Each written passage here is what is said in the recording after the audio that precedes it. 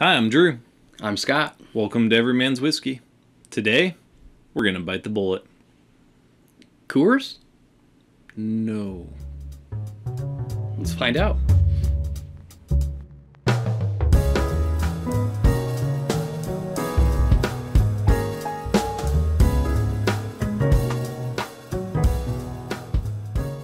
Today on Every Man's Whiskey, we're sampling Bulleit bourbon.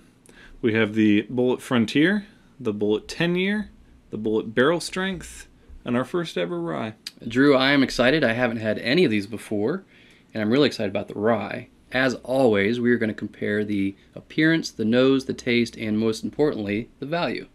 I'm excited about this episode. Me as well. So, I think it'll be really good. Let's get started.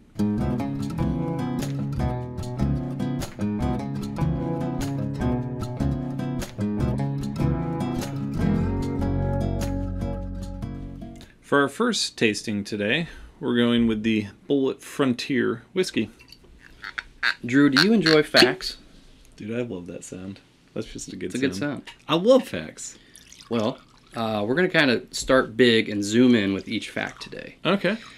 Bulleit is produced by Diageo, which is a huge company based in London. They're actually in, their headquarters is in the former Guinness plant. Mm-hmm. They produce in over 140 locations around the world. They produce labels such as Johnny Walker, Crown Royal, Bailey's, Guinness, a ton of stuff. And they were the biggest distiller in the world up till 2017. Okay. By no stretch a small company. Yeah, good fact. So this one has a nice amber color to it. It on the nose is a little bit sweet, a little bit of spice to it. Mm-hmm. So, first sip.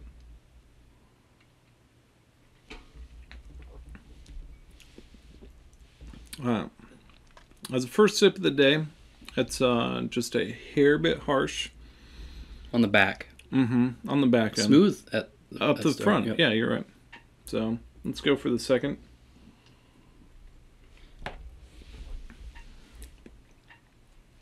Yeah, that was much better. I'm getting a lot of oak, hint of maple, a little bit of spice to it. Not fruit, it's more the wood and the spice. Mm-hmm. Last sip.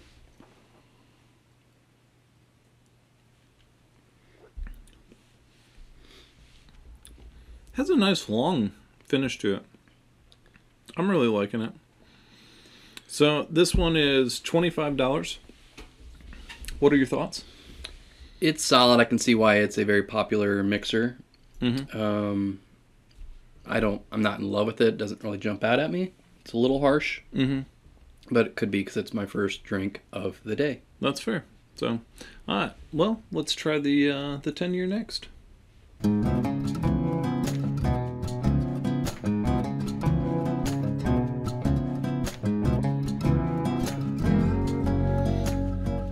For our second tasting today, we're sampling Bulleit 10-year.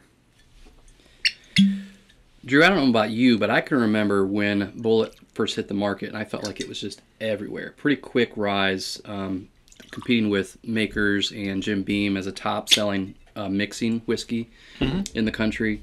And it's interesting that for a while, Four Roses actually produced this for them, for Diageo, a special blend, for a long time. And obviously, Four Roses is great, so it's a good product. Yeah, I didn't know that. Yep. So, this one is a little bit darker. Darker, yep. Yeah. A darker amber color to it.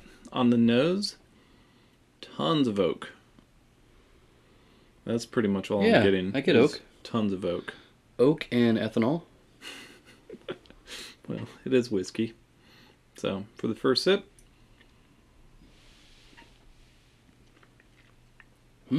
Much different. That is a lot different. It's a lot smoother. Not nearly as harsh. You're not getting the spiciness. You're getting some vanilla, some dried fruit in there. I enjoy this one more. The vanilla and the fruit make it quite more tasty. Yeah. Yeah, I'm liking this. This is good stuff. How much is a bottle of this? A bottle of this is $45. And the first one was? $25. $20 more. You can taste $20 worth of difference. I would agree in with my that. mind. Yeah. Last sip. It still has that same long finish to it, but this one's almost smoky. That's a good description. Smoky and definitely what you said, the vanilla and more fruit than the first one. Mm-hmm. So I'm liking this one a lot. That's good. All right, let's move on to the barrel strength.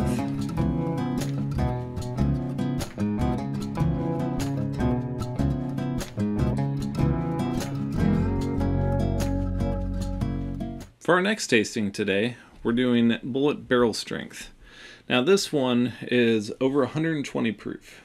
Holy crap. Yeah, so the first one we had was 90 proof. The second one was slightly over at like 90 and a half. We're making a jump. Making a big jump here. So, we'll brace ourselves for this. That's going to be part of it. Facts-wise, we're going to zoom in a little bit on the beginnings of Bulleit.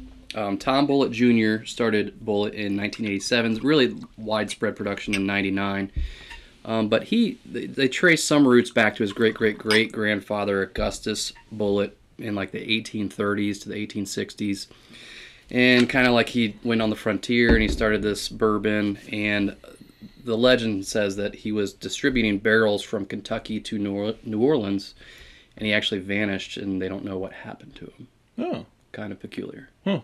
That's according to the website, anyway. Okay, fair enough. So, this one is it's a darker amber in it. On the nose, getting some spice, some more oak, but it's sweeter. I was gonna say sweet. Yeah. Can I taste yet? Yeah, have at it, man. So I'm a little nervous. It's well, potent. 120 proof. Here we go. 120 plus, actually.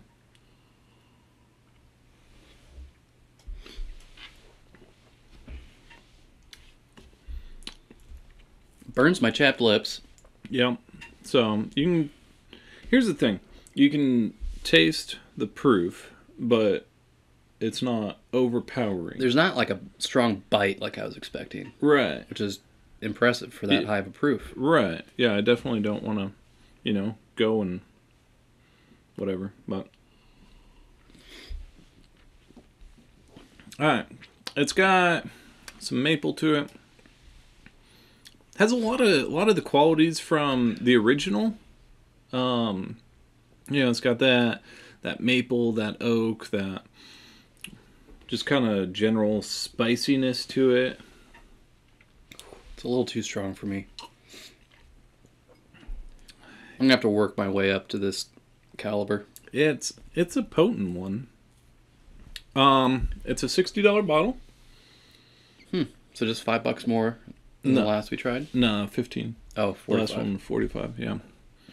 So, but I'd say it's tasty, especially if you like high proof. It's got a good flavor to it. You ready to try the rye? I am really excited about the rye. Best for last in my mind. There we go. Let's get to it.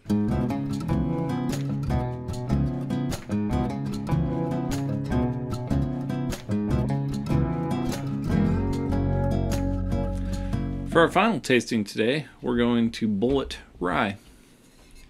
All right, Drew, we're going to zoom in even closer than the facts, and this one's a bit of a Debbie Downer.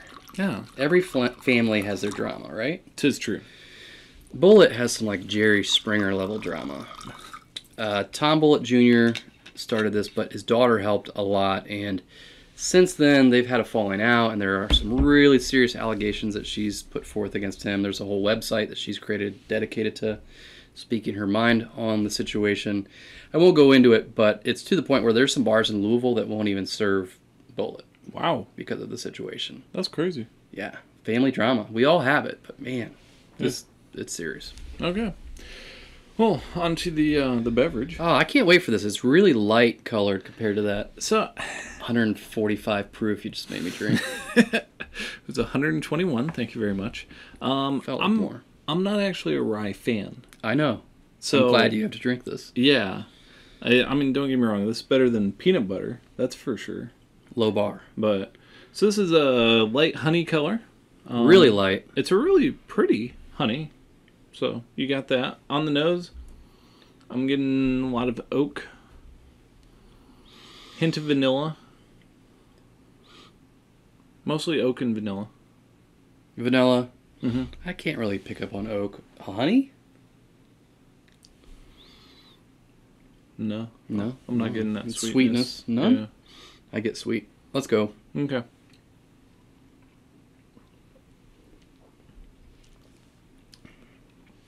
So I'm getting the spice right up front.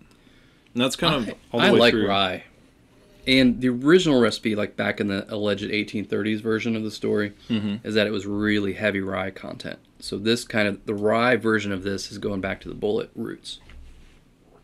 I don't know if it's because you suggested it or not, but I am starting to get some honey.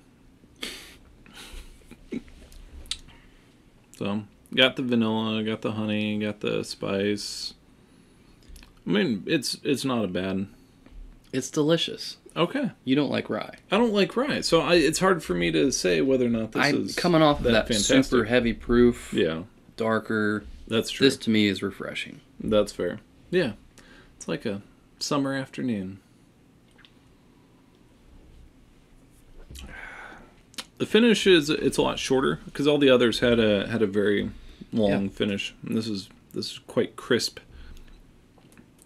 Clean, well done rye bourbon. A normal 750 costs $25. Is that a 750, Drew? This is a 1.75. Looks like a big gulp. Got this at Costco. Today on Everyman's Whiskey, we sampled Bulleit bourbon. We had the Bulleit Frontier, the Bulleit 10-year, Bulleit Barrel Strength, and the Bulleit Rye. Time for some conclusions, right? Yes. So this one's 25, 45, and 60. Thoughts on 25? So we're gonna review these separately because this is its own category. Yeah. The Rye's. I agree. Yeah, we're just going right here. So the first three. Yep. Number one, I would probably say pass. Okay. I can see why it's a popular mixer, but to drink on its own, it wasn't pleasurable. Average. Yeah. This one I think was way too heavy to be thoroughly enjoyed by itself. And if you're into heavy stuff, it had a really good flavor, but at $60, yeah, it's impressive that it had flavor at that high of an ABV. But for me, a little bit of a beginner, way too strong. Yeah. Now this one right here, if I was going to go out and buy some Bulleit, I would say the 10-year it's a pretty decent compromise. Right at $45, had good flavors. It was good sipping whiskey. Yeah. Man, I hate to agree with you, but I do. Why do you hate to agree with me? It's just not as fun, but I agree with you. I think that one's worth the money. Has really good taste. Good to have on the shelf. Yeah. So let's talk rye. Okay. I'm not a rye fan. I'm a rye guy. I'm going to let you speak to this. Normally 25 for a normal sized bottle. Yeah, I enjoy rye. So if you don't, obviously, like Drew, just don't buy it. But if you enjoy rye at all, it's really tasty. It goes back to the roots, allegedly, of Bulleit and kind of how their first bourbon was created. I think it's really good. Well, there you go.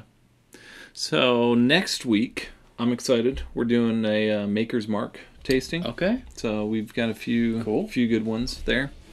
Should be a lot of fun. So thanks for joining us today on Everyman's Whiskey. Please be sure to like, subscribe, share the videos. We appreciate you watching. Yeah, and remember, quality over quantity. Drink responsibly.